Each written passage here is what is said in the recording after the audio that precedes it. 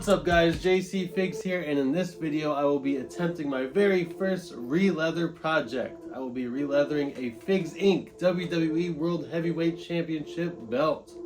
The faux leather strap on this thing is destroyed, the plates are destroyed, but I picked this thing up for about $60, so I figured this is the perfect belt to attempt my very first re-leather.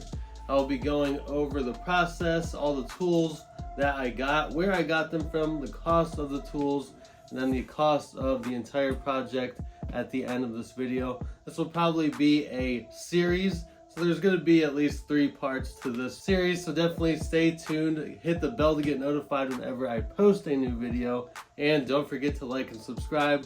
Now let's go ahead and go into the workshop.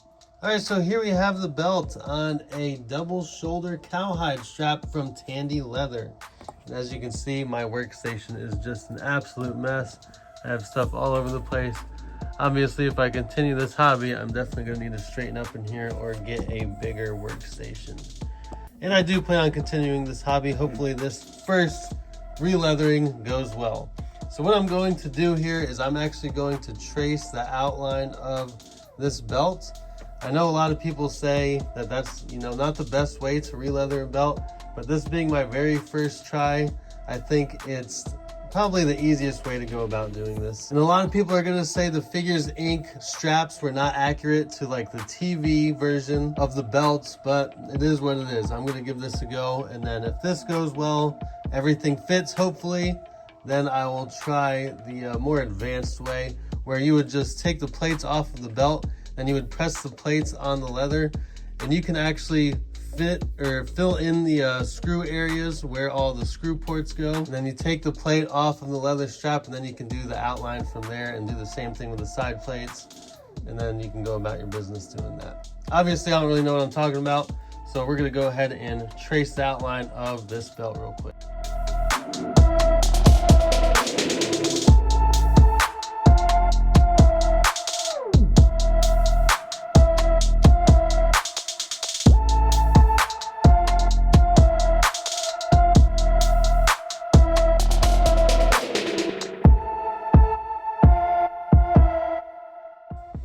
Okay, so here we go. I have the full outline of the WWE World Heavyweight title. Of course, there's going to be some, mess ups here and there.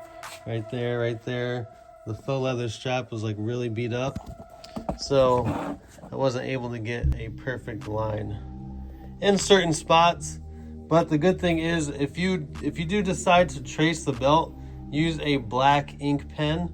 So that way when you dye the strap, now I'm gonna go ahead and try to cut this outline out with a knife, a work knife or utility knife. And if you do use a utility knife, make sure it's a brand new blade, make sure it's nice and sharp. Otherwise you will have problems when you're cutting out this outline here. I also have a pair of scissors. I thought I would need those. A pair of leather scissors, these giant things. But yeah, this is not ideal for cutting out like an outline of a leather belt. So yeah, just use a utility knife, or watch some other re-leathering videos. Guys use a ton of different things, but I mainly was watching Canuck Belts, and he does really good re-leathers. And his tutorials on how he does his re-leathers just really, they were very informative and like step by step. So I'm going to try his methods. So you'll see a lot of similarities between this re-leathering video and his. One other thing I wanted to mention, when you are cutting out the outline of this belt, make sure it is on top of a cutting mat or cutting sheet, whatever you want to call it. I picked that one up on Amazon. I think it was about $10 or $15. So you can get a pretty big one on there for, a decent price. All right, so here it is. I finally got the outline cut out, and it took quite a bit of time as expected, seeing that this is my very first re-leather, but I think it came out pretty decent. It does obviously resemble the WWE World Heavyweight title outline, so I think it looks pretty good. Of course, I did make a few mistakes here and there, but still not that bad at all in my opinion. So there we go, we have the outline. The strap is starting to take shape. So the next thing we will do is, and I haven't really decided yet if I want to start with doing like the beveling around the outside first, or if I should put the plate on here first and then just mark where the holes are going to be for the bolts. So I'm not sure if I should do that first or if I should do the outline beveling first. I think I might do the beveling outline first, and then I'll mark the holes just to make sure that, you know, it looks good, I guess. So let's go ahead and do the outline of this strap with our, let me see, where is it? Handy dandy, I'm not sure what this is called, but I'm gonna guess or say, you know, a little beveler type tool. Usually this is used for sewing. They have multiple different attachments. This is another tool that I got on Amazon. It actually came in a whole set. Let me see if I can find the box. Oh yeah, here it is. So I got this whole set on Amazon. Came with a whole bunch of tools, and it even came with some thread for sewing. So it's just got a whole bunch of stuff in here. So there's a thread, and here's some other things for sewing and what have you. Yeah, so pretty cool. I think this thing was about, I don't know, maybe like $20, possibly $30, but it came with a whole lot of stuff. It also came with all of these beveling tools here, and these are what you're going to use for the outline of the strap.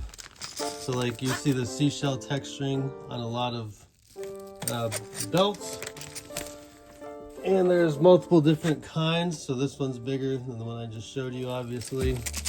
They have a whole bunch of different types of things here. They got, you know, butterflies. And then they have just a bunch of different stuff. So whatever you want to do for your strap, they have this little pair beveler thing. Some people use this or something like this inside the snap box. So lots of stuff in here, though I don't think anything in this set is exactly the same as like what some of the professional guys use. Again, this is just a really cheap like starter set. I will have to invest more money for sure in better bevelers as I continue this hobby. So now let's go ahead and do the outline. What you want to do when doing the outline of this belt is put this part right here against the outside edge, and then you're going to have this little beveler on the inside, and that will create the outline of the entire strap.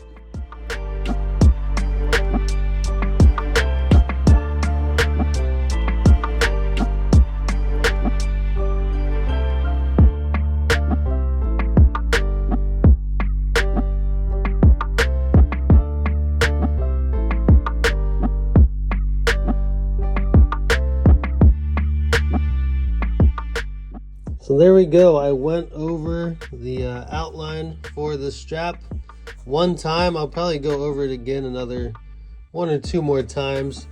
This is not perfect by any means.